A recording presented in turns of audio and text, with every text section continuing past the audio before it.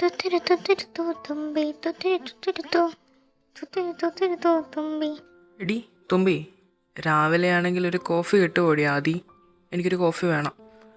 അയ്യേ, ഇതെന്ത് കോലം ഡ്രസ് ഇടാണ്ട്. നീ കാണാത്തതായിട്ട് ഇത് പുതിയതായിട്ടൊന്നും ഇപ്പം മുളച്ചിട്ടൊന്നും ഇല്ല. മര്യാദയ്ക്ക് പോയി കോഫി ഇടടി. ഇച്ചായ, ഞാൻ രാവിലെ മുതൽ ശ്രദ്ധിക്കുന്നു. എന്നാ പറ്റി?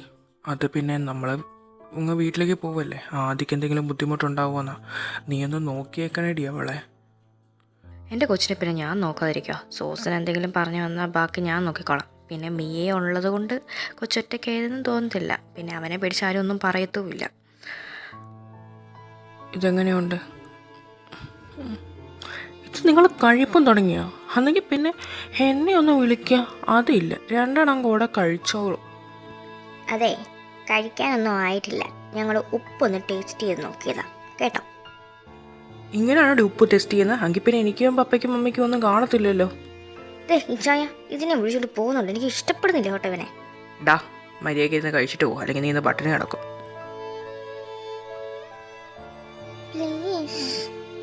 മോനെ കൊഞ്ചിട്ടൊരു രക്ഷയില്ലട കൂട്ട, വന്നേ പറ്റും. അയ്യോ, കെട്ടിച്ചു വിടാറായി. അപ്പഴാ പെണ്ണിന്റെ കൊഞ്ചല്. ഒന്ന് പോയേടി, എന്നെ കെട്ടിച്ചു വിടാലും എൻ്റെ കൊച്ചു എൻ്റെ കുഞ്ഞ് തന്നെയാ. അപ്പോഴും ഈ മമ്മിയോട് പറഞ്ഞിട്ടൊന്നും കാര്യമില്ല. ശരി, ആദ്യം ഉള്ളത് കൊണ്ട് ഞാൻ വരാം, പോരെ? എടാ, നീ അറിഞ്ഞോ? ഇന്നാണെങ്കിൽ മിസ്സ് വന്ന് അവിടെ പറയുന്നത് കേട്ടോ, മിസ്സ് ലീവും വാങ്ങിച്ചിട്ടുണ്ട്.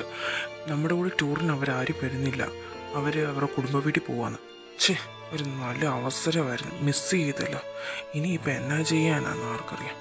ഇനി ഒന്നും ചെയ്യാനില്ല, നമ്മുടെ കെവിൻ വരുന്നിടം വരെ കാക്കുക. നമുക്കെന്തായാലും ടൂറിനൊക്കെ പോയിട്ട് അടിച്ചു പൊളിച്ചിട്ട് വരാം. എന്നിട്ട് തീരുമാനിക്കാം എവിടെ ഏതിനെ ഒതുക്കണമെന്ന്. പോരെ?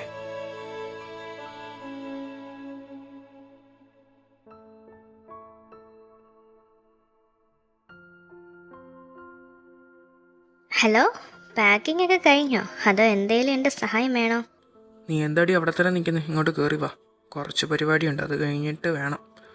ആണോ? അതെങ്കിൽ പിന്നെ ഞാൻ പാക്ക് ചെയ്യാം, പോരെ? ഇതെന്താ സാരിയൊക്കെ കൊടുത്ത്? ആര് പറഞ്ഞു സാരി കൊടുക്കാൻ നിന്നോട്?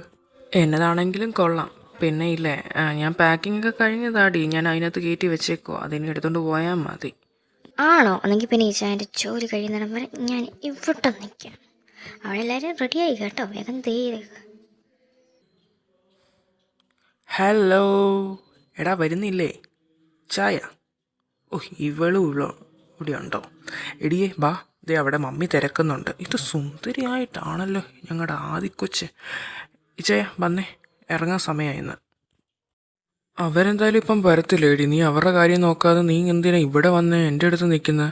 എന്തെങ്കിലും കാര്യം നിനക്ക് പറയാനുണ്ടെങ്കിൽ അത് വളച്ചു കെട്ടില്ല, അത് നിനക്ക് പറയാം.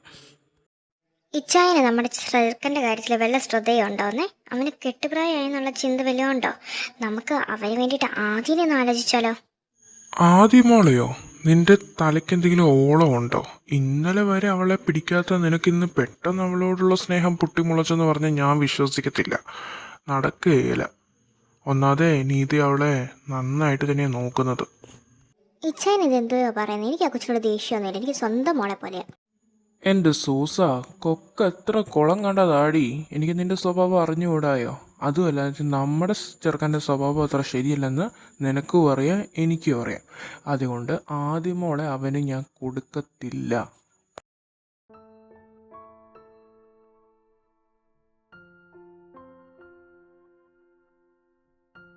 എത്ര നേരമായിടാ ഞങ്ങൾ വന്നിട്ട് കാത്തു നിൽക്കുന്നത്.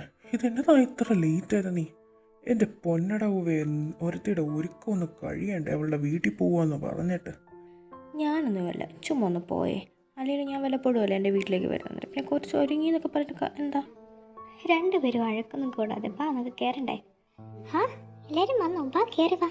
ഞാൻ എന്തെങ്കിലും കുടിക്കാൻ എടുക്കാം. മോൾ ആകപ്പാട് ക്ഷീണിച്ചു പോയല്ലോ. അയ്യോ, ബാ ഇരിക്കേ. ഹായ് ഹായ് അതി.